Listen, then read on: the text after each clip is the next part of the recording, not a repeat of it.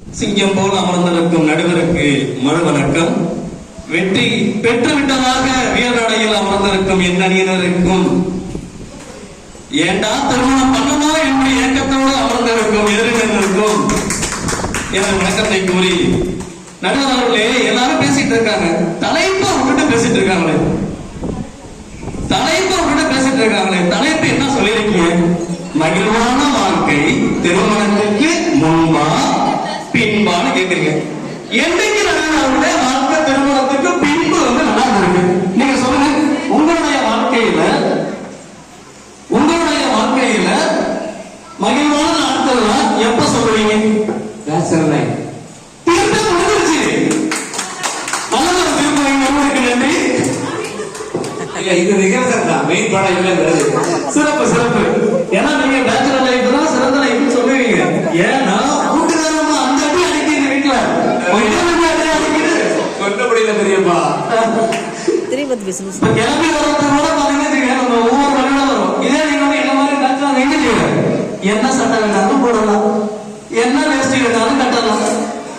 இதே நீங்க பாத்தீங்கன்னா வச்சுக்க, இதே வீட்டுக்கு போது வச்சுக்க, இந்த வேஷ்டி ஏன் கட்டிட்டு போற, அங்க யார பார்க்க போற கேள்வி வருமா? அதான் கண்டிப்பா வரும். நீ இந்த பேண்ட் தான் போட்டு போகணும் அவங்க விருப்பம் சொல்லுவாங்க. அங்கெல்லாம் எங்க இருக்கு சந்தோஷம்? சுதந்திரமே இல்லாம இருக்கிறதா பார்த்தா திருமண வாழ்க்கை. அதான் ஒரு கவிதையில ஒரு கவிஞன் சொல்லியிருக்கான், சுதந்திரமாக சுற்றி தெரிந்தவனை கூட்டு சிறையில் அடைக்கும் இல்வாழ்க்கை தான் திருமணம். சுதந்திரம் எங்கேயா இருக்காங்க?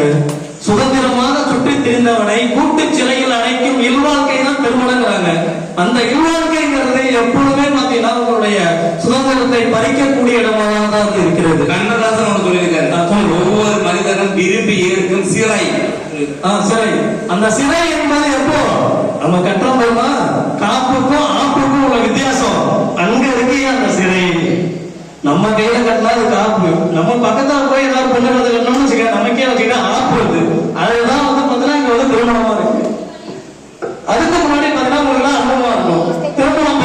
திருமணத்துல உள்ள திருமணம் பண்ணிய பெண்கள் எல்லாருக்குமே அனுபவமா இருக்கும். என்னன்னு பாத்தீங்கன்னா புடவை எடுக்கிறது அனுபவம். புடவை எடுக்க உங்க துணைவியரோட போயிருக்கீங்களா? புடவை ட்ரெஸ் புடவை எடுக்க உங்க துணைவியரோட போயிருக்கீங்களா? நிறைய அவஸ்தப்பட்டிருக்கேன். இதே நீங்க தனியா போனப்ப எப்படி போயிட்டு இருந்தீங்க? 10 நிமிஷம். அதுதான் நடுவர்களுடைய வாழ்க்கைங்கிறது. எப்பொழுதுமே தனியாக இருக்கும் போதுதான் வாழ்க்கை சிறக்கும். கூட ஒன்று சேர்ந்து வச்சுக்க, அங்க வாழ்க்கை கசக்கும். அதுதான் உண்மை. நான் பாட்டு போனோமா வந்தோமான்னு இருப்போம். கூட ரெண்டு சேர்த்துக்கு போனோம்னு வச்சுக்க, அங்க போலாமா இங்க போலாமான்னு என்ன பண்ணுவாங்க, ஆளுக்காக ஐடியா கொடுப்பாங்க.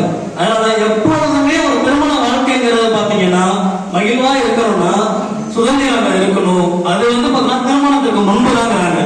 உதாரணம் சொல்றேன், ஏற்கனவே நடுவர்களே உங்களுக்கு திருமணம் ஆயிடுச்சு. காமராஜருக்கு ஆயிடுச்சா? விவேகானந்தருக்கு ஆயிடுச்சா? அப்துல் கலாமுக்கு ஆயிடுச்சா? அவங்களோட சந்தோஷமா இல்லையா? அவங்களோட வாழ்க்கை சந்தோஷமா தானே இருந்தாங்க.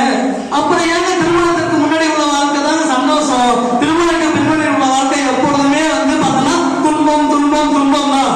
எப்ப பாத்தீங்கன்னா துணைவிங்கிற வார்த்தை வருதோ அங்க துன்பமும் சேர்ந்துகிட்டே வருது.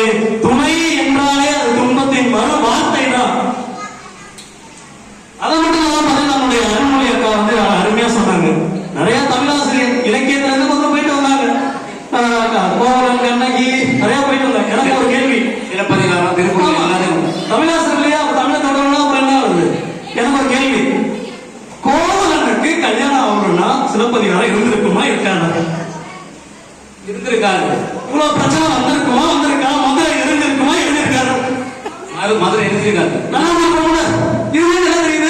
திருமணம் வேணாம், திருமணத்துக்கு முன்னாடி வாழ்க்கை தான் சிறப்பான வாழ்க்கை. இலக்கியத்துல சொல்லிருக்கலாம். என்ன எப்பொழுதுமே அதுக்கு அடுத்து நம்ம அக்கா சொல்லியிருந்தாங்க, செல்வன் செல்வி திருமதி மதி இல்ல, செல்வனா ரொம்ப செல்வம் இருக்கு, அதனால பிரச்சனை இல்லை. செல்வியா இருக்கும் போது பிரச்சனை கிடையாது. மதி இல்லாதனால போய் இன்னொருத்தவங்க சேர்ந்துக்கிறோம்.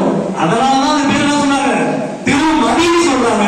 மதி சேர்வதால் அந்த வாழ்க்கை இன்பமா கிடையாது. துன்பமா தான் இருக்கும். அடுத்து சொன்னாங்க மனைவியோட போற